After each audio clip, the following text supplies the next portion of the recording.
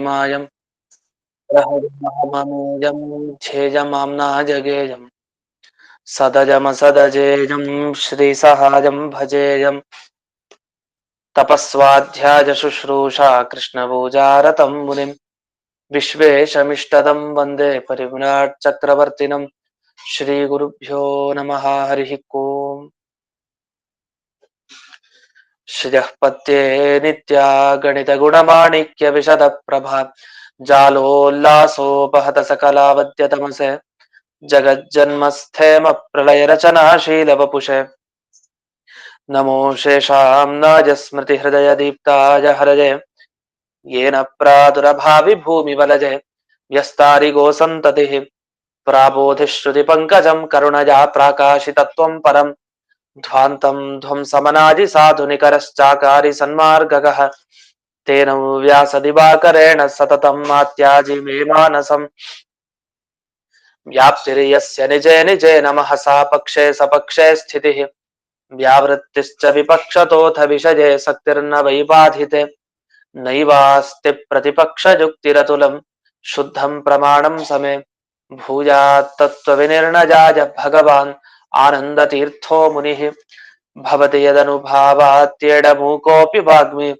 जडमतिरपि जन्तुर्जायते प्राज्ञमौलिः सकलवचनचेतो देवता भारती सा मम वचसि निधत्तां सन्निधिं मानसे च रमानिवासोचितवासभूमिः सन्न्यायरत्नावरिजन्मभूमिः वैराग्यभाग्यो मम पद्मनाभतीर्थामृताब्धिर्भवताद्विभूत्यै पदवाक्यप्रमाणज्ञान् प्रतिवादिमदच्छिदः श्रीमदक्षोभ्यतीर्थाख्यानुपतिष्ठे गुरून् मम श्रीमदानन्दतीर्थार्य सन्मनः सरसि भुवि अनुव्याख्याननलिने चञ्चरी कतिमे मनः न शब्दाब्धौ गाढाः न च निगमचर्चासु चतुराः न च न्याये प्रौढाः न च विदितवेद्या अपि वयं परं श्रीमत्पूर्णप्रमतिगुरुकारुण्यसरणिं प्रपन्नामान्या स्मः किमपि च वदन्तोऽपि महताम् ॐ नारायणं निखिलपूर्णगुणैकदेहं निर्दोषमाप्यतममप्यखिलैः सुवाक्यैः अस्योद्भवादिदमशेषविशेषतोऽपि वन्द्यं सदा प्रियतमं मम सन्नमामि कुपिता हि फणच्छाया समीकृत्या परं सुखं सेवन्ते यत्पदं धीरास्तं भजे वल्लभं ಶ್ರಿಯಃ ಈಗ 101ನೆಯ ಸುಧಾಮೂಲ ಅದರಲ್ಲಿ 2 ಲೈನ್ ಆಗಿತ್ತು. ಸಮವಾಯ ದೂಷಣಾನಿ ಚ ಶ್ರುತಿ ವಿರೋಧೇನ ಆಭಾಸತಾಂ ಯಾಸ್ಯಂತಿ. ಅವರು ಪೂರ್ವ ಪಕ್ಷಿಗಳು ಹೇಳ್ತಾರೆ, ನಾವೆಲ್ಲ ಒಂದು ಸಂಬಂಧ ಒಪ್ಲಿಲ್ಲ ಅಂದ್ರೆ ದ್ವೈತ ವೇದಾಂತದಲ್ಲಿ ಬೇರೆಯವರೆಲ್ಲ ಅನೇಕ ಜನರು ಸಮವಾಯ ಅಂತ ಒಂದು ಸಂಬಂಧ ಒಪ್ಲಿಲ್ಲ. ನಾನು ಅವತ್ತಿನ ದಿವಸ ವಿವರಣೆ ಕೊಟ್ಟೆ, ಸಂಬಂಧಗಳು ಯಾವ ರೀತಿ ಇರುತ್ತೆ. ಪ್ರಕೃತದಲ್ಲಿ ಹಾಲಿಗೂ ಮತ್ತೆ ಹಾಲಿನ ಬಣ್ಣ ಬಿಳಿ ಅಥವಾ ಬಿಳಿಯಾದ ಶಂಖ, ಶಂಖಕ್ಕೂ ಶಂಖದ ಬಿಳಿ ಬಣ್ಣಕ್ಕೂ ಏನ್ ಸಂಬಂಧ ಅಂದ್ರೆ ಸಮವಾಯ ಅಂತ ಒಂದು ಸಂಬಂಧ ಹೇಳ್ತಾರೆ. ಸಮವಾಯ ಅಂದ್ರೆ ಒಂದನ್ನೊಂದು ಬಿಟ್ಟಿಲ್ದೇ ಇರೋ ವಸ್ತು. ಯಾವಾಗಲೂ ಬಿಳಿ ಬಣ್ಣ ಶಂಖ ಇದ್ದಾಗ ಮಾತ್ರ ಇರುತ್ತೆ, ಶಂಖ ಇಲ್ಲ ಅಂದ್ರೆ ಆ ಬಿಳಿ ಬಣ್ಣನೂ ಇಲ್ಲ ಅಂತ ಅರ್ಥ. ಅಂದ್ರೆ ಅಭಿಪ್ರಾಯ, ವಸ್ತುಗಳ ಗುಣಗಳೇ, ಬಿಳಿ ಬಣ್ಣನೇ ಜಗತ್ನಲ್ಲಿ ಇರಲ್ಲ ಅಂತ ಅರ್ಥ ಅಲ್ಲ. ಬಿಳಿ ಬಣ್ಣ ಜಗತ್ನಲ್ಲಿದೆ, ಆದ್ರೆ ಯಾವ ಬಿಳಿ ಬಣ್ಣ ಶಂಖದಲ್ಲಿ ಇದೆಯೋ ಆ ಬಿಳಿ ಬಣ್ಣ ಶಂಖವನ್ನ ಬಿಟ್ಟು ಪ್ರತ್ಯೇಕವಾಗಿ ಅದನ್ನ ತೋರಿಸ್ಲಿಕ್ಕೆ ಬರೋದಿಲ್ಲ, ಆ ಬಿಳಿ ಬಣ್ಣನ. ಹಾಗಾದ್ರೆ ಯಾವುದು ಒಂದು ವಸ್ತುವನ್ನ ತಾನು ಆಧಾರವಾಗಿ ಇಟ್ಕೊಂಡು ಅಲ್ಲೇ ತಾನು ಜೊತೆಗೇ ಇದ್ದು ಅದಿರೋವರೆಗೂ ಇರತ್ತೆ, ಅದಿಲ್ಲ ಅಂದ್ರೆ ಇದು ಇರಲ್ಲ, ಈ ಪರಿಸ್ಥಿತಿ, ಇದನ್ನ ಅಯುತ ಸಿದ್ಧ ವಸ್ತುಗಳು ಅಂತ ಕರೀತಾರೆ ಶಾಸ್ತ್ರದಲ್ಲಿ. ಅಯುತ ಸಿದ್ಧ ಅಂದ್ರೆ ಜೊತೆಗೇ ಇರೋದು, ಯಾವಾರು ಜೊತೆಗೇ ಇರೋದು, ಒಂದನ್ನೊಂದು ಬಿಟ್ಟಿರಲ್ಲ. ಒಂದಲ್ಲಿ ಒಂದು ನಾಶ ಆಗದೆ ಇರೋವ್ರಿಗೆ ಮಾತ್ರ ಅದನ್ನಿರತ್ತೆ, ಒಂದ್ ನಾಶ ಆಯ್ತಾ ಮತ್ತೊಂದಿರಲ್ಲ, ಅದು ಕೂಡ ಹೊರಟೋಗುತ್ತೆ. ಇದೆಲ್ಲ ಹೇಗೆ ಅಂದ್ರೆ, ನಿಜವಾಗಿ ಈಗ ಬಟ್ಟೆ ಮತ್ತೆ ತಂತು, ಪಟತಂತುಗಳು, ಬಟ್ಟೆ ಮತ್ತೆ ಈ ದಾರ ಎಲ್ಲಿವರೆಗೂ ಅಂಟುಕೊಂಡು ಸರಿಯಾಗಿರುತ್ತೋ ಜೊತೆಗೆ ಅಲ್ಲಿವರೆಗೂ ಮಾತ್ರ ಬಟ್ಟೆಯ ಅಸ್ತಿತ್ವ. ಬಟ್ಟೆ ದಾರ ಇರೋವರೆಗೆ ಮಾತ್ರ. ದಾರ ಒಂದೊಂದೇ ಕಳಿಸಿತು ಅಂದ್ರೆ ಆ ಬಟ್ಟೆ ಇರಲ್ಲ, ಅದು ಹೋಯ್ತು ಅಂತ ಅರ್ಥ. ಅದೇ ರೀತಿ ಮಡಿಕೆ ಮತ್ತೆ ಮಣ್ಣು ಮಣ್ಣಿನ ಮಡಿಕೆ ಏನಿದೆ ಅದರಲ್ಲಿ ಯಾವ ಭಾಗದಿಂದ ನಾವು ಈ ಮಡಿಕೆಯನ್ನ ತಯಾರಿಸಿರ್ತೇವೋ ಅಂತ ಮಡಿಕೆಯ ಭಾಗಗಳನ್ನು ನಾವು ತೆಗೆದುಹಾಕ್ತಾ ಹೋದ್ರೆ ಆಗ ಮಡಿಕೆನೂ ಉಳಿಯಲ್ಲ. ಈ ಎಲ್ಲ ವಸ್ತುಗಳನ್ನ ಗಮನಿಸ್ತಾ ಹೋದ್ರೆ ಅಯುತ ಸಿದ್ಧ, ಒಂದು ವಸ್ತು ನಾಶ ಅದು ಆಗೋವರೆಗೂ, ಅದು ಎಲ್ಲಿವರೆಗೂ ಅದರ ಅಸ್ತಿತ್ವ ಅಂದ್ರೆ ತಾನು ಎಲ್ಲಿದೆಯೋ ಆ ವಸ್ತು ಇರಬೇಕು, ಅದು ಬದುಕಿರೋವರೆಗೂ ಇದಕ್ಕೆ ಆಶ್ರಯ ಅಷ್ಟೇ, ಅದು ಹೋಯ್ತಾ ಇದು ಹೋಯ್ತು ಅಂತ ಅರ್ಥ.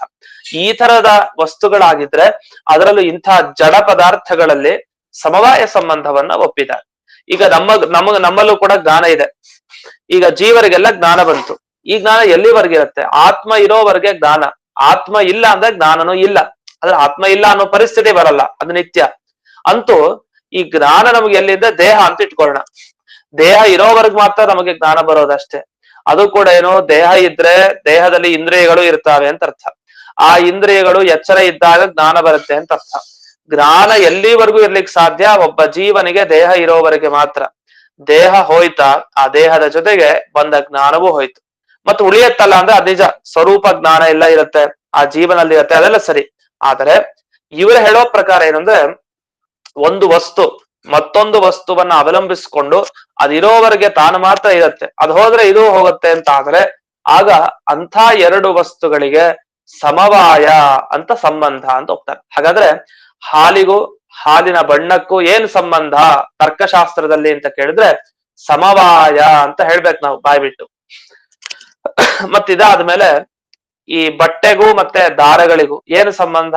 ಸಮವಾಯ. ಹಾಗೆ ಮಣ್ಣಿಗೂ ಮಡಿಕೆಗೆ ಏನು ಸಂಬಂಧ? ಸಮವಾಯ. ಈ ತರ ಅನೇಕ ಕಡೆ ನಾವು ಸಮವಾಯ ಸಂಬಂಧವನ್ನ ಒಪ್ಪಬೇಕು ಇವ್ರ ಪ್ರಕಾರ.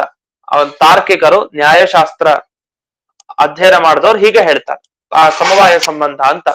ಈ ಸಮವಾಯ ಸಂಬಂಧ ಏನಿದೆ ಇದನ್ನ ಎಲ್ಲಿ ಒಪ್ತೀವೋ ಆ ಎರಡು ವಸ್ತುಗಳು ಬೇರೆ ಬೇರೆ ಆಗಿರುತ್ತೆ. ಅಂದ್ರೆ ಹಾಲೇ ಬೇರೆ, ಅದರ ಬಿಳಿ ಬಣ್ಣನೆ ಬೇರೆ ಅಂತ ಆದ್ರೆ ಮಾತ್ರ ಎರಡಕ್ಕೂ ಸಮವಾಯ ಒಪ್ಲಿಕ್ಕೆ ಬರುತ್ತೆ. ಹಾಗಾದ್ರೆ ಎಲ್ಲಾದ್ರೂ ಸಮವಾಯ ಒಪ್ಪಿದೀವಿ ಅಂದ್ರೆ ಆ ಎರಡು ವಸ್ತುಗಳು ಬೇರೆ ಬೇರೆ ಆಗಿರುತ್ತೆ ಅಂತ ಅರ್ಥ. ಇವಾಗ ಉದಾಹರಣೆಗೆ ಬಟ್ಟೆ ತಗೊಳ್ಳೋಣ. ಬಟ್ಟೆಯಲ್ಲಿ ದಾರಗಳೆಲ್ಲ ಇದೆ. ನಾವೆಲ್ಲ ಏನ್ ಹೇಳ್ತೀವಿ ಲೌಕಿಕರು? ಬಟ್ಟೆಯಲ್ಲಿ ದಾರಗಳಿದೆ ಅಂತ ಹೇಳ್ತೀವಿ. ಆದ್ರೆ ತರ್ಕಶಾಸ್ತ್ರದವ್ರು ಹಾಗೆ ಹೇಳಲ್ಲ, ದಾರಗಳಲ್ಲಿ ಬಟ್ಟೆ ಇದೆ ಅಂತ ಹೇಳ್ತಾರೆ. ಶಾಸ್ತ್ರಕಾರರು, ತುಂಬಾ ದೊಡ್ಡ ಶಾಸ್ತ್ರಕಾರರೆಲ್ಲ, ತುಂಬಾ ಒಳ್ಳೊಳ್ಳೆ ಶಾಸ್ತ್ರ ರಚನೆ ಮಾಡಿದ್ದಾರೆ ತಾರ್ಕಿಕರು. ಅಂತ ತಾರ್ಕಿಕರು ಹೇಳೋ ಮಾತೇನು ಅಂದ್ರೆ ಬಟ್ಟೆಯಲ್ಲಿ ದಾರಗಳು ಅಂತ ಹೇಳಿದೆ, ದಾರಗಳಲ್ಲಿ ಬಟ್ಟೆ ಇದೆ ಅಂತ ಹೇಳೋರು. ಇದನ್ನ ಹೇಗೆ ಒಪ್ಕೊಳ್ಳೋದು? ನಾವ್ ಅದನ್ನೇ ವಿರೋಧ ತೋರಿಸ್ತೀವಿ. ಎಲ್ಲಾ ಚಿಕ್ಕ ಮಕ್ಕಳಿಂದ ಹಿಡಿದು ಎಲ್ರಿಗೂ ಗೊತ್ತು ಏನಂತ, ಬಟ್ಟೆಯಲ್ಲಿ ದಾರ ಇದೆ ಅಂತ ಹೇಳ್ತಾರೆ ಹೊರತು ದಾರಗಳಲ್ಲಿ ಬಟ್ಟೆ ಇದೆ ಅಂತ ಹೇಳ್ತಾರ? ಅದಂತೂ ವಿಪರೀತ. ಅಷ್ಟೇ ಅಲ್ಲದೆ ಬಟ್ಟೆಗಳಲ್ಲಿ ದಾರ ಅಂತಾನೂ ಇರ್ಲಿ, ಅದೂ ಅನುಚಿತ ಒಂದ್ ರೀತಿ. ಬಟ್ಟೆ ಬೇರೆ ಅಲ್ಲ, ದಾರಗಳು ಬೇರೆ ಅಲ್ಲ. ದಾರಗಳೇ ಬಟ್ಟೆ ಆಗಿದೆ, ಹೊಸದಾಗಿ ದಾರಗಳಿಂದ ಬಟ್ಟೆ ಹುಟ್ಟಿಲ್ಲ. ಆದ್ರೆ ತಾರ್ಕಿಕರೆಲ್ಲ ಏನ್ ಹೇಳ್ತಾರೆ ಅಂದ್ರೆ ದಾರಗಳು ಮೊದಲು ಬಿಡಿ ಬಿಡಿ ಆಗಿದ್ದು, ಆ ದಾರಗಳೆಲ್ಲ ಸೇರ್ಕೊಂಡಾಗ ಅದರಲ್ಲಿ ಒಂದು ಹೊಸದಾಗಿ ಒಂದು ಹುಟ್ಟಿತು. ಆ ಹುಟ್ಟೋ ವಸ್ತುವಿಗೆ ಬಟ್ಟೆ ಅಂತ ಹೆಸರು ಅಂತ. ವಸ್ತುತಃ ನಾವೇನ್ ಹೇಳ್ತೀವಿ, ತಂತು ಅಂದ್ರೆ ದಾರ ಮತ್ತೆ ಪಟ ಬಟ್ಟೆ ಎರಡೂ ಕೂಡ ಒಂದೇ, ಅದು ಬೇರೆ ಅಲ್ಲ. ದಾರಗಳೇ ಅದು ಪರಿಣಾಮ ಪಡೆದಿದೆ, ಅದೇ ಇನ್ನೊಂದು ಆಗಿದೆ ಅಷ್ಟೇ ಬಟ್ಟೆಯಾಗಿ, ಹೊರತು ದಾರ ಬೇರೆ ಬಟ್ಟೆ ಬೇರೆ. ಅಲ್ಲೂ ಬಟ್ಟೆ ದಾರದಲ್ಲಿ ಇದೆ, ಇದೆಲ್ಲ ತುಂಬಾ ಅತಿ ಕಲ್ಪನೆ. ತಾರ್ಕಿಕರು ಹೀಗೆ ಹೇಳ್ತಾರೆ. ಇನ್ನು ಮತ್ತೊಂದು, ಈಗ ನಮ್ಮ ಪಾದಗಳು, ನಮ್ಮ ಇವಾಗ ದೇಹ ಅಂತ ತಗೊಳ್ಳೋಣ. ನಮ್ಮ ದೇಹದಲ್ಲಿ ಕೈ ಕಾಲು ಎಲ್ಲ ಇದೆ. ಈ ಕೈ ಕಾಲು ಮತ್ತೆ ದೇಹಕ್ಕೆ ಏನು ಸಂಬಂಧ? ಸಮವಾಯ ಸಂಬಂಧ ಅಂತ ಹೇಳ್ತಾರೆ. ಅಂದ್ರೆ ಕೈ ಕಾಲೆಲ್ಲ ಬೇರೆ, ದೇಹವೇ ಬೇರೆ, ಅದ್ ಸಾಧ್ಯ ಇಲ್ಲ. ದೇಹ ಕೈ ಕಾಲುಗಳೇ ಸೇರಿಯಾಗಿ ಒಂದು ದೇಹ ಅಂತ ಆಗಿದೆ ಅಷ್ಟೇ, ಇನ್ನೇನಿಲ್ಲ. ಅದರಿಂದ ಎಲ್ಲಾ ಕಡೆ ನಾವ್ ಹೇಳೋದೇನಂದ್ರೆ ದ್ವೈತ ಸಿದ್ಧಾಂತದಲ್ಲಿ ಅಭೇದ ಸಂಬಂಧ ಅಂತ ಹೇಳ್ತೀವಿ, ಎಲ್ಲ ಒಂದೇ ಅಂತ ಹೇಳ್ತೀವಿ. ಆದ್ರೆ ಅಂದ್ರೆ ದಾರ ಬೇರೆ ಅಲ್ಲ, ದಾರವೇ ಆದ ಬಟ್ಟೆ ಬೇರೆ ಅಲ್ಲ. ಈ ರೀತಿ ಎರಡೂ ಒಂದೇ, ಅದು ಬೇರೆ ಅಲ್ಲ, ಅಭೇದ. ಆದ್ರೆ ಅವ್ರು ಹೇಳ್ತಾರೆ ಭೇದ ಅಂತ. ಹೀಗೆ ನಮಗೂ ಅವರಿಗೂ ಸಿದ್ಧಾಂತದಲ್ಲಿ ವ್ಯತ್ಯಾಸ ಇದೆ. ಆದ್ರೆ ವೇದವ್ಯಾಸರೇ ವಸ್ತುತಃ ಖಂಡನೆ ಮಾಡಿದ್ದಾರೆ. ಸಮವಾಯ ಸಂಬಂಧ ಒಪ್ಪಬಾರದು ಅಂತ ವೇದವ್ಯಾಸರೇ ಹೇಳಿದ್ದಾರೆ. ಸಾಕ್ಷಾತ್ ಭಗವಂತನೇ ಓಂ ಸಮವಾಯ ಅಭ್ಯುಪಗಮಾಚ್ಚ ಸಾಮ್ಯಾತ್ ಅನವಸ್ಥಿತೇ ಓಂ ಅಂತ ಬ್ರಹ್ಮಸೂತ್ರ ಒಂದಿದೆ. ನಮ್ಮ ಸುಧಾದಲ್ಲಿ, ನ್ಯಾಯ ಸುಧಾದಲ್ಲಿ ಇದು ಏನು ವೈಶೇಷಿಕಾಧಿಕರಣ, ನ್ಯಾಯ ಸುಧಾ ವೈಶೇಷಿಕಾಧಿಕರಣ ಅಂತ ಬಹಳ ಪ್ರಸಿದ್ಧ. ಜಿಜ್ಞಾಸಾಧಿಕರಣ ಹಿಂದೆನೂ ಹೇಳಿದ್ದೆ ಅಂತ ಅನ್ಸ್ತಾ ಇದೆ. ಮೊದಲು ಜಿಜ್ಞಾಸಾಧಿಕರಣ ಏನಿದೆ ಅದು ತುಂಬಾ ದೊಡ್ಡ ಅಧಿಕರಣ. ಅದರಲ್ಲಿ ಅದಾದ್ಮೇಲೆ ಸಿಗುವಂತಹ ದೊಡ್ಡ ಭಾಗ ಅಂದ್ರೆ ಸುಧಾದಲ್ಲಿ ವೈಶೇಷಿಕಾಧಿಕರಣ. ಆ ವೈಶೇಷಿಕಾಧಿಕರಣದಲ್ಲಿ ಅಂದ್ರೆ 2ನೇ ಅಧ್ಯಾಯದಲ್ಲಿ ಬರುವ ವಿಚಾರ. 2ನೇ ಅಧ್ಯಾಯದಲ್ಲಿ 2ನೇ ಪಾದ ಏನಿದೆ ಅಲ್ಲಿ ಬರುವಂತಹ ವಿಚಾರ. ಅಲ್ಲಿ ವೇದವ್ಯಾಸರು ಸಮವಾಯ ಸಂಬಂಧವನ್ನ ಒಪ್ಪಬಾರದು, ಅದು ತಪ್ಪು ಅಂತ ಹೇಳಿ ಖಂಡನೆ ಮಾಡಿದ್ದಾರೆ ವೇದವ್ಯಾಸರು. ಅದನ್ನ ಇಲ್ಲಿ ನಾವು ನೆನಪಿಸ್ಕೊಳ್ಬೇಕು.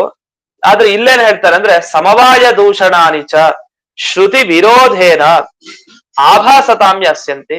ಅವರು ತಾರ್ಕಿಕರು ಎಷ್ಟು ಬುದ್ಧಿವಂತರು, ವೇದವಾಕ್ಯ ತಗೊಂಡೇ ತಮ್ಮ ಮತ ಸಮರ್ಥನೆ ಮಾಡ್ತಾರೆ. ಹೇಗ್ ಮಾಡ್ತಾರೆ ಅಂದ್ರೆ, ಈಗ ಸಮವಾಯ ಸಂಬಂಧ ಇಲ್ಲ ಅಂತ ಯಾರು ಹೇಳಿದ್ದು?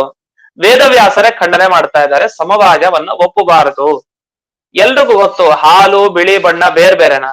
ಹಾಲು ಬಿಟ್ಟು ಹಾಗಾದ್ರೆ ಬಿಳಿ ಬಣ್ಣ ಪ್ರತ್ಯೇಕ ತೆಗೆದು ತೋರಿಸಿ. ಹಾಗಾದ್ರೆ ಬೇರೆ ಬೇರೆ ವಸ್ತು ಅಂದ್ರೆ ನಮ್ಮೆಲ್ಲ ಬೆರಳುಗಳೆಲ್ಲ ಇದೆ, ಒಂದಕ್ಕಿಂತ ಮತ್ತೊಂದು ಬೆರಳು ಬೇರೆ ಬೇರೆ ಅಂತ ಹೇಳ್ತೀವಿ. ಯಾಕೆ ಹಿಂಗೆ ನೋಡ್ ತೋರಿಸ್ತೀವಿ ಹೀಗ್ ಬೆರಳು ಬೇರೆ ಬೇರೆ ಅಂತ. ಆದ್ರೆ ಆ ಪ್ರತಿಯೊಂದು ಬೆರಳಿನಲ್ಲಿರೋ ಬಣ್ಣ ಇದೆಯಲ್ಲ, ಆ ಬಣ್ಣಗಳನ್ನ ತೆಗೆದು ತೋರಿಸಿ ಆ ಬೆರಳಿನ ಅಂತ ಹೆಂಗ್ ತೋರಿಸ್ಲಿಕ್ಕೆ ಬರುತ್ತೆ? ಆ ಬೆರಳುಗಳ ಬಣ್ಣ, ಆ ಬೆರಳುಗಳು ಎಲ್ಲ ಒಂದೇ, ಅದು ಬೇರೆ ಅಲ್ಲ ಅದು. ಅದೇ ರೀತಿ ಈ ಹಾಲು ಮತ್ತೆ ಹಾಲಿನ ಬಣ್ಣ ಏನಿದೆ ಅದೆಲ್ಲ ಬೇರೆ ಬೇರೆ ಅಲ್ಲ, ಅದೆಲ್ಲ ಒಂದೇ. ಅದ ಬೇರೆ ಬೇರೆ ಅಂತ ಹೇಳೋರು ನೀವು ತೆಗೆದು ತೋರಿಸ್ಬೇಕು ಅದನ್ನ ಪ್ರತ್ಯೇಕವಾಗಿ. ಹಾಲನ್ನ ಒಂದ್ ಕಡೆ ಇಟ್ಟು ಅದರ ಬಣ್ಣ ಒಂದ್ ಕಡೆ ಪಕ್ಕಕ್ಕೆ ತೋರಿಸದೆ ಒಪ್ಕೊಳ್ತೀವಿ. ಅದು ಆಗತ್ತಾ? ಆಗೋದ್ ಸಾಧ್ಯ ಇಲ್ಲ. ಎರಡು ಒಂದೇ. ಒಂದೇ ಆದ್ರೂ ಬೇರೆ ಬೇರೆ ಅಂತ ಅವ್ರು ಹೇಳ್ತಾರೆ. ನಾವು ಖಂಡನೆ ಮಾಡಿದ್ವಿ. ಸಮವಾಯ ದೂಷಣಾನಿಚ, ಅದಕ್ಕೆಲ್ಲ ದೋಷವನ್ನ ಕೊಟ್ಟಿದ್ದೀವಿ ನಾವೇನು, ಬ್ರಹ್ಮಸೂತ್ರದಲ್ಲೇ ಕೊಟ್ಟಿದ್ದಾರೆ ದೋಷ. ಆದರೂ ಶ್ರುತಿ ವಿರೋಧೇನ ಆಭಾಸತಾಂ ಯಾಸ್ಯಂತಿ, ನಿಮ್ದೆಲ್ಲ ಆಭಾಸ ಅಂತ, ನೀವು ಖಂಡನೆ ಮಾಡಿದ್ ಯಾವ್ದು ಸರಿ ಇಲ್ಲ ನಮ್ಗೆ ಅಂತ ಅವ್ರು ಹೇಳ್ತಾರೆ ತಾರ್ಕಿಕರು. ಯಾಕೆ ಅಂದ್ರೆ ವೇದ ವಾಕ್ಯ ಓದಿದ್ದೀರಾ, ವೇದ ವಾಕ್ಯ ನೋಡಿ ಏನಂತಿದೆ, ಆನಂದಂ ಬ್ರಹ್ಮಣ ಅಂತ ಒಂದ್ ಕಡೆ ಬಂತು. ಆನಂದಂ ಬ್ರಹ್ಮಣ ಅಂದ್ರೆ ಏನರ್ಥ? ಆನಂದ ದೇವರಲ್ಲಿ ಇದೆ ಅಂತ ಅರ್ಥ. ನಿಮ್ ಪ್ರಕಾರ ದೇವರಲ್ಲಿ ದೇವರ ಗುಣಗಳು ಏನೇನಿದೆ ಅದೆಲ್ಲ ಒಂದೇ ಅಂತ ಆದ್ರೆ ಯಾಕೆ ಆನಂದ ಉಳ್ಳ ಭಗವಂತ, ಆನಂದ ಭಗವಂತನಲ್ಲಿ ಇದೆ ಅಂತ ಯಾಕೆ ಹೇಳ್ತಾರೆ? ಆನಂದವೇ ಭಗವಂತ, ಭಗವಂತನೇ ಆನಂದ ಹೇಳ್ಬೇಕಾಗಿತ್ತು, ಆದ್ರೆ ಹೇಳಲಿಲ್ಲ. ಆನಂದವು ಭಗವಂತನಲ್ಲಿದೆ, ಆನಂದ ಉಳ್ಳವನು ಭಗವಂತ ಅಂತೆಲ್ಲ ಹೀಗೆ ಯಾಕೆ ಹೇಳ್ತಾರೆ? ಹೇಳ್ತಾರೆ ಅಂದ್ರೆ ನಮ್ಮ ಮತ ಸರಿ ಇದೆ, ಆದ್ರಿಂದ ವೇದ ವಾಕ್ಯ ಹಾಗೆ ಹೇಳಿದೆ ಅಂತ ಅರ್ಥ. ಆದ್ರಿಂದ ಆನಂದವೇ ಬೇರೆ, ಆನಂದವನ್ನ ಪಡೆದ ದೇವರೇ ಬೇರೆ. ಅದ ಬೇರೆ ಬೇರೆ ಭೇದ ಸಿದ್ಧಾಂತ ನಮ್ಮದೇನಿದೆ ಅದು ಚೆನ್ನಾಗಿದೆ, ನೀವು ವೇದ ವಾಕ್ಯ ಕೊಟ್ಟು ನಿಮ್ಮನ್ನ ಖಂಡನೆ ಮಾಡ್ತೀವಿ ಅಂತ. ವೇದವ್ಯಾಸರು ದೋಷ ಕೊಟ್ಟವ್ರು, ಅವರೇ ವೇದ ವಿಭಾಗ ಮಾಡಿದವರು, ಅವ್ರು ಬರೆದ ಬ್ರಹ್ಮಸೂತ್ರಕ್ಕೆ ಇವರೇ ದೋಷ ಹೇಳ್ತಾ ಇದಾರೆ. ಏನಂತ? ಸರಿ ಇಲ್ಲ, ವೇದವಾಕ್ಯದ ವಿರೋಧ ನಿಮ್ಗೆ ಬರ್ತಾ ಇದೆ, ಅದನ್ನ ವಿಚಾರ ಮಾಡ್ಲಿಲ್ಲ ನೀವು ಅಂತ. ಬೇಡ, ಅವ್ರು ಹೇಳ್ತಾರೆ ಸಮವಾಯ ಸಂಬಂಧ ನಾವು ಒಪ್ಪಲ್ಲ, ಆಯ್ತು ಬಿಡಿ. ಆಗ್ರಹ ನಿಮಗಿದ್ರೆ ಅದೇನೋ ಹೊಸದಾದ ಸಂಬಂಧ, ಜಗತ್ನಲ್ಲಿ ಯಾರೂ ಒಪ್ಪದೇ ಇರೋ ಒಂದು ಸಂಬಂಧ ಸಮವಾಯ, ಅದನ್ನ ನಾವು ಒಪ್ಕೊಂಡಿದ್ದೀವಿ ಅಂತ ನಿಮಗೇನಾದ್ರು ಆಗ್ರಹ ಇದ್ರೆ ಯಾವ್ದೋ ಒಂದು ಸಂಬಂಧನೋ ಏನೋ ಒಂದು ಧರ್ಮ ಕಲ್ಪನೆ ಮಾಡಿ. ಏನಂತ? ಹಾಲಿಗೂ ಬಿಳಿ ಬಣ್ಣಕ್ಕೂ ಏನೋ ಒಂದು ಬೇರೆ ಸಂಬಂಧ ಹೇಳಿ. ಆ ಸಮವಾಯ ಅಂತ ಹೆಸರು ಕೊಡ್ಬೇಡಿ, ಬೇಡ ನಮ್ಗದು. ಆದ್ರೆ ಧರ್ಮ ಧರ್ಮಿಣೋರೇವ ಸಹ ಕೋಪಿ ಮಹಿಮಾ ಕಲ್ಪಿತ, ಏನೋ ಒಂದು ಮಹಿಮೆ ಇದೆ. ಆ ಯಾವ್ದು ಮಹಿಮೆ ಅಂದ್ರೆ ಅಚ್ಚಿ ಭಗವಂತನ ಮಹಿಮೆ, ಗುರುಗಳ ಮಹಿಮೆ, ಆ ತರ ಇದೊಂದು ಮಹಿಮೆ ಏನೋ ಒಂದು ಕಲ್ಪನೆ ಮಾಡಿ. ಏನಂತ ಕಲ್ಪನೆ ಮಾಡ್ಬೇಕು ಅಂದ್ರೆ, ಯಾವುದರಿಂದ ಧರ್ಮ ಬೇರೆ ಧರ್ಮಿ ಬೇರೆ, ಹಾಲು ಬೇರೆ, ಹಾಲಿನ ಧರ್ಮ ಬಿಳಿ ಬಣ್ಣ ಅದು ಬೇರೆ. ಯಾಕಂದ್ರೆ ಹಾಲಿನ ಬಣ್ಣ ಬಿಳಿ ಅಂತ ಕರಿತೀವಿ, ಹಾಲೇ ಬಿಳಿ, ಬಿಳಿಯೇ ಹಾಲು, ಹಿಂಗ ಯಾರು ಹೇಳಲ್ವಲ್ಲ ಅಂತ. ಹಾಗೆ ಕೈಕಾಲುಗಳೆಲ್ಲ ದೇಹದಲ್ಲಿದೆ, ದೇಹವೇ ಕೈಕಾಲು, ಕೈಕಾಲುಗಳೇ ದೇಹ, ಈಗ ಹೇಳಲ್ವಲ್ಲ. ಅಂದ್ರೆ ವಸ್ತುತಃ ಏನಂದ್ರೆ ನಮ್ಮ ಶರೀರ ಅಂದ್ರೆ ಕೈಕಾಲುಗಳೇ ನಮ್ಮ ಶರೀರ, ಅದೆಲ್ಲ ನಮಗ್ ಗೊತ್ತಿದೆ. ಬಳಸೋದು ಹಾಗೆ ಬಳಸ್ತೀವಿ, ಎರಡೂ ತರ ಬಳಸ್ತಾ ಇರ್ತೀವಿ. ಆ ಬಳಸೋದನ್ನ, ಪ್ರಯೋಗವನ್ನ, ಶಬ್ದವನ್ನ ಇಟ್ಟುಕೊಂಡು ಸಹ ಕೋಪಿ ಮಹಿಮಾ ಕಲ್ಪಿತ, ಏನೋ ಒಂದ್ ರೀತಿ ಕೂಡಿಸ್ಬೋಣ ಅಂತ ಇಷ್ಟಕ್ಕೆ ಬಂದಿದ್ದಾರೆ. ನಚ ಅಭೇದ ಶ್ರುತಿ ವಿರೋಧ, ಅಲ್ಲ ನೀವು ಒಂದು ವೇದ ವಾಕ್ಯ ಕೊಟ್ಟು ನಮ್ಮ ಸಿದ್ಧಾಂತ ಸರಿ ಅಂತ ತಾರ್ಕಿಕರ್ ನೀವ್ ಹೇಳೋದು ಸರಿ ಅಲ್ಲ.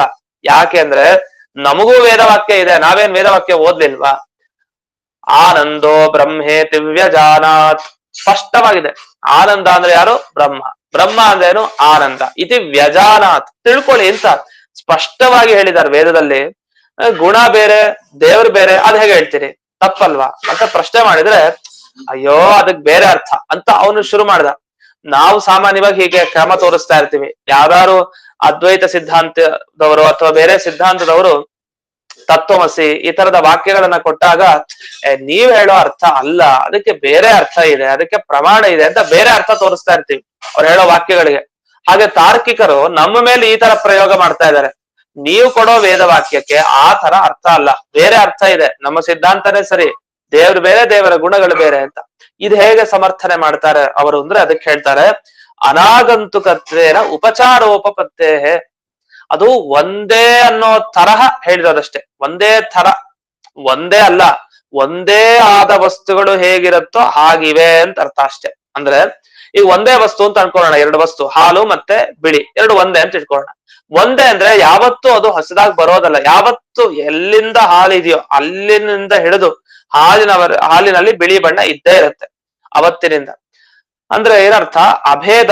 ಯಾವ ಎರಡು ವಸ್ತು ಒಂದೇ ಆಗಿರುತ್ತೋ ಆ ಎರಡು ವಸ್ತುಗಳಲ್ಲಿ ಸಹಜವಾಗಿ ಒಂದು ಯಾವ ಕಾಲದಿಂದ ಇರುತ್ತೋ ಇನ್ನೊಂದು ಅದೇ ಕಾಲದಿಂದ, ಎರಡು ಅಂತ ಹೇಳಲೇಬಾರ್ದು ವಸ್ತುತಃ, ಅದ್ರ ಪರಿಚಯಕ್ಕೆ ಹೇಳ್ತಾ ಇದ್ದೀನಿ. ಹಾಲಿನ ಬಣ್ಣ ಬಿಳಿ ಏನಿದೆ, ಎರಡು ಒಂದೇ ಆದ ಪಕ್ಷದಲ್ಲಿ ಯಾವಾಗ್ಲೂ ಜೊತೆಗಿರುತ್ತೆ, ಹೊಸದಾಗಿ ಬರುತ್ತೆ ಅಂತಿಲ್ಲ. ಅದು ಆಗಂತೂ ಕಾಲ, ಹೊಸದಾಗಿ ಈಗ ನಮ್ಗೆ ಇಷ್ಟವರೆಗೂ ಗೊತ್ತಿರ್ಲಿಲ್ಲ, ಯಾವುದೋ ಒಂದು ತಿಳ್ಕೊಂಡ್ವಿ ವಿಷಯ, ಆಗ ಆಗಂತುಕವಾದ ಜ್ಞಾನ ಬಂತು. ಈಗ ದೇವರಿಗಿರೋ ಜ್ಞಾನಕ್ಕೂ ನಮಗಿರೋ ಜ್ಞಾನಕ್ಕೂ ವ್ಯತ್ಯಾಸ ಏನು? ನಮ್ಮ ಜ್ಞಾನ ಆಗಂತುಕ ಜ್ಞಾನ, ದೇವರ ಜ್ಞಾನ ಅನಾಗಂತುಕ ಅಂತ ಕರಿತೀವಿ. ಆಗಂತುಕ ಅಂದ್ರೆ ಆಗಂತುಕರು ಅಂದ್ರೆ ಬರೋರು ಅಂತ, ಬಂದು ಹೋಗೋದು ಅಂತ. ಅನಾಗಂತುಕ ಅಂದ್ರೆ ಅದು ಬರೋದಲ್ಲ, ಅದು ಯಾವಾಗ್ಲೂ ಇರೋದು, ಸಹಜ ಸ್ವಾಭಾವಿಕ ಅಂತ ಅರ್ಥ. ಅದೇ ರೀತಿ ದೇವರ ಜ್ಞಾನ ಅನಾಗಂತುಕ, ನಮ್ಮ ಜ್ಞಾನ ಆಗಂತುಕ. ಇಲ್ಲಿ ನೋಡಿ, ದೇವರ ಗುಣಗಳಿದೆಯಲ್ಲ ಅದು ಹಾಗಲ್ಲ. ನಮಗೇನೋ ಇವತ್ತು ಪಾಠ ಕೇಳ್ದಾಗ್ಲೋ ಏನೋ ಕೇಳ್ದಾಗ ಜ್ಞಾನ ಬಂತು, ಮಾತನಾಡಿದಾಗ, ನಾಳೆ ನಾಡಿದ್ದಾಗ ಮರ್ತ ಹೋಗುತ್ತೆ. ಇದು ಆಗಂತುಕ, ಮತ್ತೆ ಅದು ನಾಶ ಆಗ್ತಾ ಇರುತ್ತೆ, ಬರುತ್ತೆ ಹೋಗುತ್ತೆ, ಹೀಗೆಲ್ಲ ಆಗ್ತಾ ಇದೆ. ಆದ್ರೆ ದೇವರ ಜ್ಞಾನ ಆಗಲ್ಲ. ದೇವರು ಯಾವತ್ತು ಇದ್ದಾನೋ ಅವತ್ತಿನಿಂದ ಅವನ ಆನಂದ, ಅವನ ಜ್ಞಾನ ಅವನ ಜೊತೆಗೆ ಇದೆ. ಆ ಜೊತೆಗೆ ಹೇಗಿದೆ ಅಂದ್ರೆ ಅದು ಎರಡು ಒಂದೇ ಅನ್ನೋ ತರ ಅನಿಸಿದೆ ನಮ್ಗೆ, ಒಂದಲ್ಲ, ಆದ್ರೆ ಒಂದೇ ಅಂತ ನಾವು ಬಳಸ್ತೀವಿ. ಯಾಕೆ? ದೇವ್ರು ಇದ್ದಾಗಲಿಂದಲೂ ಆನಂದ ಜ್ಞಾನಗಳೆಲ್ಲ ಅವನ ಜೊತೆಗೆ ಇದೆ. ಅಷ್ಟು ಜೊತೆಗಿರೋದು ಏನಾಗ್ಬಿಡುತ್ತೆ ಅಂದ್ರೆ ಅದು ಒಂದೇ ಅನ್ನೋ ತರನೇ ಅರ್ಥ, ಆದ್ರೆ ಒಂದಲ್ಲ, ಒಂದೇ ತರಹ ಹೊರತು ಒಂದಲ್ಲ ಅಂತ. ಇದು ಅವರು ಆ ವೇದವಾಕ್ಯಕ್ಕೆ ಬೇರೆ ಅರ್ಥ ಕಲ್ಪನೆ ಮಾಡಿ ಹೇಳ್ತಾರೆ. ಆನಂದವೇ ಬ್ರಹ್ಮ ಅಂತ ಯಾಕೆ ವೇದದಲ್ಲಿ ಹೇಳಿದ್ದಾರೆ ಅಂದ್ರೆ, ಆನಂದ ಎಂದೆಂದಿಗೂ ದೇವರನ್ನ ಬಿಟ್ಟು ಒಂದು ಕ್ಷಣವೂ ಇಲ್ಲ, ಅದಕ್ಕೋಸ್ಕರ ಆನಂದ ಬ್ರಹ್ಮನೇ ಆಗಿದೆ ಅಂತ. ಈಗ ನಾವೆಲ್ಲ ಹೇಳ್ತೀವಲ್ಲ, ಇಡೀ ಜಗತ್ನಲ್ಲಿ ದೇವರು ವ್ಯಾಪಿಸ್ಕೊಂಡಿದ್ದಾನೆ. ಇಡೀ ಜಗತ್ತೇನು? ದೇವರೇ ಜಗತ್ತು, ಜಗತ್ತೇ ದೇವರು. ಇದು ಹೇಗ್ ಸಾಧ್ಯ ಅಂದ್ರೆ, ಜಗತ್ತಿನ ಕಣಗಳಲ್ಲೂ ದೇವರು ಒಂದು ಕ್ಷಣನೂ ಬಿಟ್ಟಿಲ್ಲ. ಹಾಗಾಗಿ ಇಡೀ ಜಗತ್ತು ದೇವರು ಅಂತ ಹೇಳಿದ್ವಿ ಅಷ್ಟೇ, ಒಂದೇ ಅಂತ. ವಾಸ್ತವಿಕವಾಗಿ ಜಗತ್ ಒಂದೇ ಅಲ್ಲ, ಅದು ಬೇರೆ ಬೇರೆ. ಅದೇ ಥರನೇ ಅದೇ ಯುಕ್ತಿಯನ್ನೇ ಅವಲಂಬಿಸಿಕೊಂಡು ಅದೇ ಕಾರಣವನ್ನ ಇಟ್ಟುಕೊಂಡು ನಿಮಗೂ ಆಕ್ಷೇಪ ಮಾಡ್ತಾ ಇದೀವಿ. ದೇವರ ಆನಂದ ದೇವರನ್ನ ಬಿಟ್ಟು ಇಲ್ಲ, ಜೊತೆಗೇ ಇದೆ. ಹಾಗಾಗಿ ದೇವರಿಗೂ ಅವನ ಆನಂದಕ್ಕೂ ಭೇದವನ್ನೇ ಒಪ್ಪಬೇಕು. ಸರಿ, ಇಷ್ಟೆಲ್ಲ ಆಯ್ತು. ಇದನ್ನ ಏನ್ ಹೇಳಿಕ್ ಕೊಟ್ರಿ? ಈಗ ನಮ್ಮ ಸಿದ್ಧಾಂತಕ್ಕೆ ಏನ್ ಖಂಡನೆ ಮಾಡ್ಲಿಕ್ ಬಂದ್ರಿ ಅಂದ್ರೆ ಅದಕ್ಕೆ ಹೇಳ್ತಾರೆ, ಅತಃ ಕಿಂ ಅಭೇದ ಮಾದಾಯ ವಿಶೇಷಾದ್ಯಂಗೀಕಾರೇಣ ಇತಿ. ಅವರ ಆಕ್ಷೇಪ ನಮ್ಮ ಮೇಲೆ ಏನು? ದ್ವೈತ ಸಿದ್ಧಾಂತದವರ ಮೇಲೆ ಆಕ್ಷೇಪ ಅಂದ್ರೆ, ನಾವೇನ್ ಮಾಡಿದೀವಿ, ಹಾಲು ಬಿಳಿ ಬಣ್ಣ ಒಂದೇ ಅಂತ ಒಪ್ಪಿದೀವಿ, ಸೂರ್ಯನ ಬೆಳಕು ಒಂದೇ ಅಂತ ಒಪ್ಪಿದೀವಿ, ನೀರಿನ ಅಲೆಗಳು ನೀರು ಅದೆಲ್ಲ ಒಂದೇ ಅಂತ ಒಪ್ಪಿದೀವಿ, ಎಲ್ಲ ಒಂದೇ ಅಂತ ಒಪ್ಪಿ, ಹಾಗಾದ್ರೆ ನೀರಿನ ಅಲೆಗಳು ಯಾಕೆ ಕರಿತೀರಿ? ನೀರೇ ಅಲೆ, ಅಲೆಯೇ ನೀರು. ಹಾಗೆ ಸೂರ್ಯನೇ ಪ್ರಭೆ, ಪ್ರಭೆಯೇ ಸೂರ್ಯ, ಹಾಲೇ ಬಿಳಿ, ಬಿಳಿಯೇ ಹಾಲು, ಹೀಗೆಲ್ಲ ನಾವು ಕರಿತೀವ? ಹಾಲಿನ ಬಿಳಿ ಬಣ್ಣ ಹೀಗೆ ಕರಿತೀವಿ. ಅಂದ್ರೆ ಭೇದ ವ್ಯವಹಾರ ಮಾಡ್ತೀವಿ, ಅದು ಬೇರೆ ಬೇರೆ ಅನ್ನೋ ತರ ಮಾತನಾಡ್ತಾ ಇದೀವಿ, ಶಬ್ದಗಳನ್ನ ಬಳಸ್ತೀವಿ. ಇದು ಬಳಸೋ ತಪ್ಪಲ್ವಾ? ಹಾಗಾದ್ರೆ ಇಲ್ಲ ಇಲ್ಲ, ಅದು ಒಂದೊಂದು ವಸ್ತುವಿನಲ್ಲೂ ಸಹಜವಾದ ಒಂದು ವಿಶೇಷ ಅಂತ ಒಂದು ವಸ್ತು ಇದೆ. ಆ ವಿಶೇಷ ಅನ್ನೋ ವಸ್ತು ಏನ್ ಮಾಡುತ್ತೆ? ಅದು ಈ ತರದ ಕೆಲಸ ಮಾಡುತ್ತೆ. ಎರಡು ವಸ್ತು ಒಂದೇನೆ ನಿಜ, ಒಂದಾದ್ರೂ ಬೇರೆ ಬೇರೆ ಅನ್ನೋ ತರ ವ್ಯವಹಾರ ಮಾಡಿ ಕೊಡುತ್ತೆ. ಆ ವಸ್ತುವಿನ ಶಕ್ತಿ ಹಾಗೆ, ಆ ವಸ್ತುವಿನಲ್ಲೇ ಒಂದು ವಿಚಿತ್ರವಾದ ಯೋಗ್ಯತೆ. ಹೇಗೆ ದೇವರಲ್ಲಿ ಅಣುತ್ವ ಮಹತ್ವ ಇದೆ. ನಾವೆಲ್ಲ ಹೇಳ್ತೀವಿ, ಯಾವ್ದು ಚಿಕ್ಕದೋ ಅದು ದೊಡ್ಡದಾಗ್ಲಿಕ್ಕೆ ಸಾಧ್ಯ ಇಲ್ಲ, ಯಾವ್ದು ದೊಡ್ಡದೋ ಅದು ಚಿಕ್ಕದಲ್ಲ. ಅಂದ್ರೆ ಅಣುತ್ವ ಮಹತ್ವ. ಈಗ ಆಕಾಶ ಅಣು ಆಗ್ಬಿಡುತ್ತೆ ದಿಢೀರ್ ಅಂತ? ಸಾಧ್ಯ ಇಲ್ಲ. ಆಕಾಶ ದೊಡ್ಡದು ಯಾವತ್ತು, ಅಂತ ಆಕಾಶ ಅಣು ಆಗ್ಲಿ ಅಂದ್ರೆ ಅದು ಒಪ್ಲಿಕ್ ಬರಲ್ಲ. ಅದೇ ರೀತಿ ಒಬ್ಬ ಚಿಕ್ಕ ಜೀವ ಅಣು, ನಾವೆಲ್ಲ ತುಂಬಾ ಅಣುವಾದ ಜೀವನಲ್ಲಿ ಮಹತ್ವ ಬರುತ್ತಾ? ನಾವು ಆಕಾಶದಂತೆ ವ್ಯಾಪಿಸ್ಕೊಂಡಿರ್ಲಿಕ್ಕೆ ಸಾಧ್ಯನಾ? ಆ ರೀತಿ ಆಕಾಶದಂತೆ ನಮಗ್ ದೇಹ ಬರುತ್ತಾ? ಇಲ್ಲ, ಸಾಧ್ಯ ಇಲ್ಲ. ಹಾಗಾದ್ರೆ ಅಣುತ್ವ ಇದ್ದಲ್ಲಿ ಮಹತ್ವ ಇಲ್ಲ, ಮಹತ್ವ ಇದ್ದಲ್ಲಿ ಅಣುತ್ವ ಇಲ್ಲ. ದೇವರಲ್ಲಿ ಮಾತ್ರ ಅಣುತ್ವ ಮಹತ್ವ ಹೇಗ್ ಬರುತ್ತೆ? ಆ ವಸ್ತುವಿನ ಯೋಗ್ಯತೆ, ಅದೊಂದು ವಿಶೇಷ, ಅಲ್ಲಿ ಏನೋ ಒಂದಿದೆ, ಆ ವಿಶೇಷವನ್ನು ಒಪ್ಪಿದ್ರಿಂದ ಹಾಗಾಯ್ತು. ಹಾಗೆ ಪ್ರತಿಯೊಬ್ಬ ಜೀವರಲ್ಲೂ ಕೂಡ ವ್ಯತ್ಯಾಸಗಳಿದೆ, ಬೇಕಾದಷ್ಟು. ಯಾಕೆ? ಅವರವರ ಯೋಗ್ಯತೆ, ಆ ಒಂದು ವಿಶೇಷ ಧರ್ಮ. ಆ ವಿಶೇಷ ಏನ್ ಮಾಡುತ್ತೆ ಅಂದ್ರೆ ಕೆಲಸ, ಎರಡು ವಸ್ತುಗಳು ಒಂದಾದ್ರೂ ಕೂಡ ಬೇರೆ ಬೇರೆ ಅಂತ ತೋರಿಸಿಕೊಡುತ್ತೆ. ಇದನ್ನ ಎಲ್ರೂ ಒಪ್ಲೇಬೇಕು, ಅದಕ್ಕೊಂದು ಕಾರಣ ಕೊಡ್ಲೇಬೇಕು. ಅದಕ್ಕೆ ನಮ್ಮ ಸಿದ್ಧಾಂತದಲ್ಲಿ, ದ್ವೈತ ಸಿದ್ಧಾಂತದಲ್ಲಿ ವಿಶೇಷ ಅಂತ ಒಂದು ಪದಾರ್ಥ ಒಪ್ಪಿದ್ದೇವೆ. ಚೆನ್ನಾಗಿ ನೆನಪಿರ್ಬೇಕಂದ್ರೆ ವಿಶೇಷ ಅಂದ್ರೆ ಏನು ಅಂತ ಕೇಳಿದ್ರೆ, ಅಭೇದೇಪಿ ಅನುಪಚರಿತ ಭೇದ ವ್ಯವಹಾರ ನಿಮಿತ್ತಂ ವಿಶೇಷ ಭೇದಹೀನೇಪಿ ಅನುಪಚರಿತ.